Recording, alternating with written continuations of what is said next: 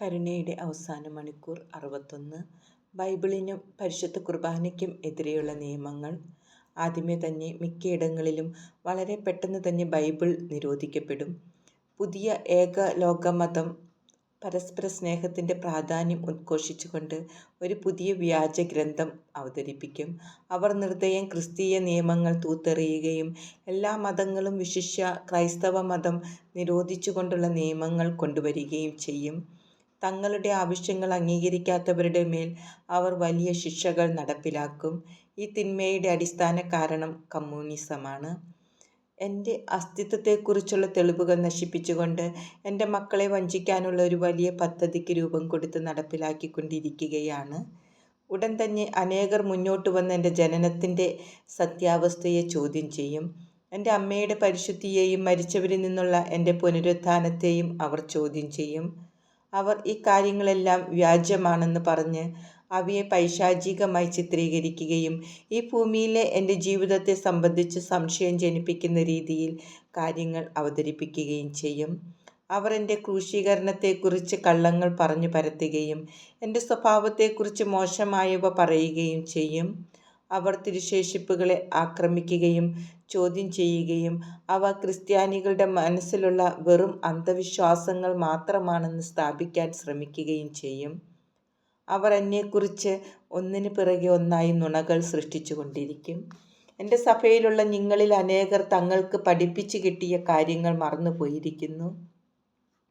നിങ്ങൾ ദൈവത്തിൻ്റെ വചനം മറന്നുപോയി.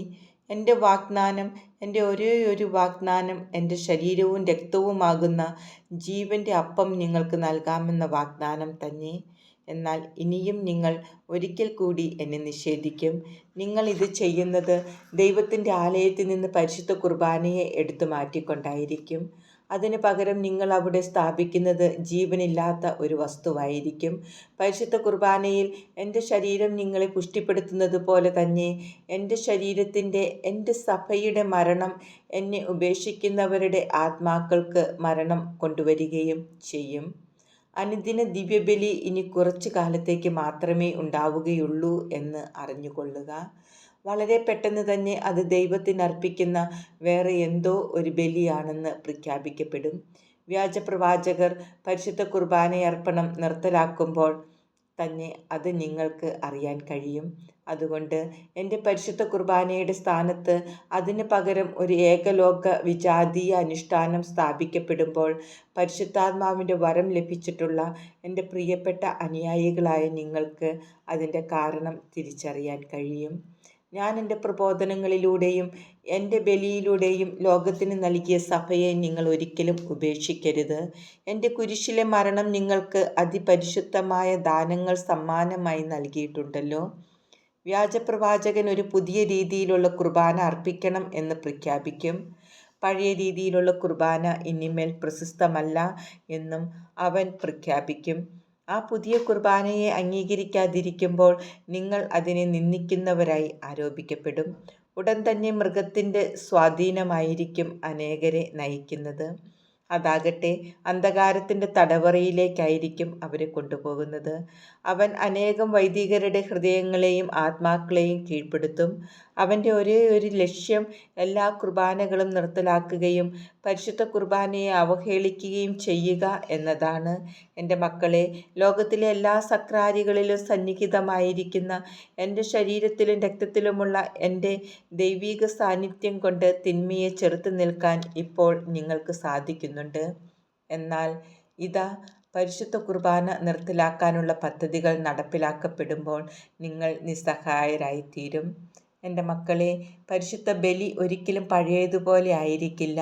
എൻ്റെ അനേകം മക്കളിൽ നിന്ന് എനിക്ക് ലഭിക്കാൻ പോകുന്ന അധിക്ഷേപവും അപമാനവും നിന്ദനവും ഓർത്ത് എൻ്റെ സ്നേഹാർദ്ര ഹൃദയത്തിൽ ഞാൻ എത്ര വേദനിക്കുന്നുവെന്നോ. എൻ്റെ പരിശുദ്ധ ബലി ഒരിക്കലും പഴയതുപോലെ ആയിരിക്കില്ല എന്ന് ഞാൻ നിങ്ങളോട് പറയുന്നു. ഞാൻ നിങ്ങളോട് പങ്കുവയ്ക്കുന്നത് സത്യമായും എൻ്റെ സങ്കടമാണ്. കോവിഡ് മഹാമാരി നിങ്ങൾ ഓർക്കുന്നുവോ? അക്കാലത്ത് കോവിഡിൻ്റെ കാരണം പറഞ്ഞ് എൻ്റെ അനേകം മക്കൾ എൻ്റെ ശരീരവും രക്തവും എൻ്റെ അജഗണത്തിന് വെറുമൊരു അപ്പക്കഷ്ണമെന്ന പോലെ കയ്യിൽ കൊടുത്തതുവഴി എൻ്റെ മഹത്വത്തെ ദുഷിച്ചു. അവിശ്വസ്തരായ ഇടയന്മാരെ, കൂദാശ ചെയ്ത ഓരോ തിരുവോസ്തിയിലും ഞാൻ സത്യമായും ജീവനോടെ ഉണ്ടെന്നും എന്നെ തന്നെ ദഹനബലിക്കുള്ള കുഞ്ഞാടായി എൻ്റെ ജനത്തിൻ്റെ ആത്മീയ ഭക്ഷണമായി നൽകുന്നുവെന്നും നിങ്ങൾ മനസ്സിലാക്കുന്നില്ലേ? എന്തൊരു അബദ്ധമാണിത്! പരിശുദ്ധ കുർബാന പുനരാരംഭിച്ചപ്പോൾ എന്നോടും എൻ്റെ ജനത്തോടുമുള്ള സ്നേഹത്തിൻ്റെ അഭാവം എത്രയധികമായി നിങ്ങൾ പ്രകടിപ്പിച്ചിരിക്കുന്നു. വിശ്വസ്തരായ ഇടയന്മാർ നടത്തുന്ന ഓരോ കൂദാശ വേളയിലും സ്വർഗത്തിൽ നിന്ന് ഇറങ്ങി വരുന്ന ദൈവത്തിൻ്റെ കുഞ്ഞാടായി ഞാൻ മാറുന്നത് കാണുക. കൂദാശ ചെയ്യപ്പെട്ട ഓരോ തിരുവോസ്തിയും എൻ്റെ അജഗണത്തിനുള്ള ആത്മീയ ഭക്ഷണമാണ്. എൻ്റെ വൈദികർ കൂദാശ ചെയ്യുന്ന ഓരോ തിരുവോസ്തിയിലും എൻ്റെ ശരീരത്തിൻ്റെയും രക്തത്തിൻ്റെയും സത്താഭേദം സംഭവിക്കുന്നു. നിങ്ങൾക്ക് ജീവനായി തീരാൻ വേണ്ടി എല്ലാ ദൈവസ്വഭാവത്തോടും കൂടെ സ്വർഗത്തിൽ നിന്നിറങ്ങി വരുന്ന ഞാൻ തന്നെയാണ് ഇവിടെ സന്നിഹിതനാകുന്നത്.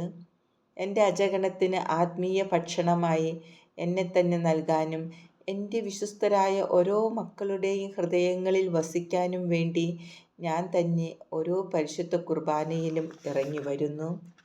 ഞാൻ വെറുമൊരു അപ്പക്കഷ്ണമല്ല. എൻ്റെ ജനത്തിൻ്റെ ദാഹവും വിശപ്പും ശമിപ്പിക്കുന്ന ജീവനുള്ള മഞ്ഞയാണ് ഞാൻ.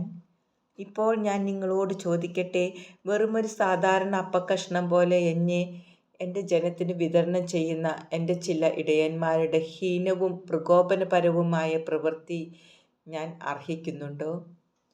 അല്ലെങ്കിൽ അയോഗ്യതയോടെ തങ്ങളുടെ കരങ്ങളിൽ എന്നെ സ്വീകരിക്കുന്ന എൻ്റെ അനേകം മക്കളുടെ നികൃഷ്ടമായ നിന്ദനം ഞാൻ അർഹിക്കുന്നുണ്ടോ?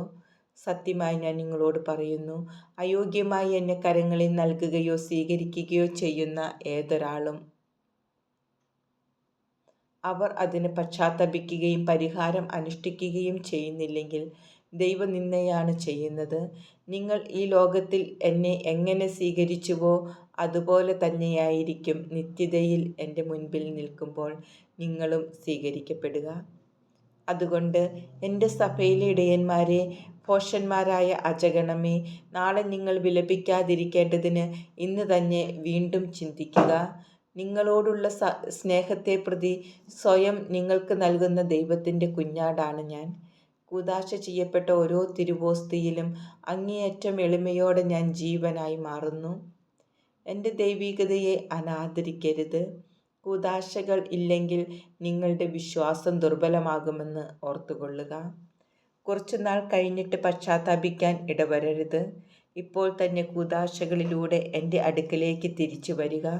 നിങ്ങൾ ചെയ്യേണ്ട രീതിയിൽ തന്നെ കൂദാശകളോട് ആദരവ് കാണിക്കുക. അപ്പോൾ നിങ്ങൾക്ക് സത്യമായും എൻ്റെ സാന്നിധ്യം അനുഭവിക്കാൻ സാധിക്കും. കൂദാശകൾ സ്ഥാപിച്ചതിന് ഒരു കാരണമുണ്ടെന്ന് ഓർക്കുക. ആത്മാവിൻ്റെ നിത്യജീവനായി നിങ്ങൾക്കാവശ്യമായ പോഷകങ്ങൾ ആണവ. അതില്ലെങ്കിൽ നിങ്ങളുടെ ആത്മാവ് മരിക്കും. ഞാൻ നിങ്ങളെ എല്ലാവരെയും സ്നേഹിക്കുന്നു. പിതാവായ ദൈവത്തിൽ നിന്നുള്ള സമ്മാനമായി നൽകപ്പെട്ടിരിക്കുന്ന ഈ കൂദാശയെ ആദരിച്ചുകൊണ്ട് എന്നെ യോഗ്യമായ വിധത്തിൽ ആശ്ലേഷിക്കുക. അതുകൊണ്ട് ഞാൻ ആഗ്രഹിക്കുന്നതെന്തെന്നാൽ പരമപരിശുദ്ധ ദിവ്യകാരുണ്യം മനുഷ്യകരങ്ങളാൽ മലിനമാകാതെ നാവിൽ തന്നെ സ്വീകരിക്കപ്പെടണം എന്നതാണ്. ഈ പുതിയ നിയമങ്ങൾ ഒന്നും ഞാൻ ആത്മാവിൽ നൽകിയവയല്ല, എൻ്റെ അപ്പോസ്തലന്മാർ പഠിപ്പിച്ചതനുസരിച്ചുമല്ല. അതുകൊണ്ട് ഈ കാര്യത്തെ ഗൗരവമായിട്ടെടുക്കുക.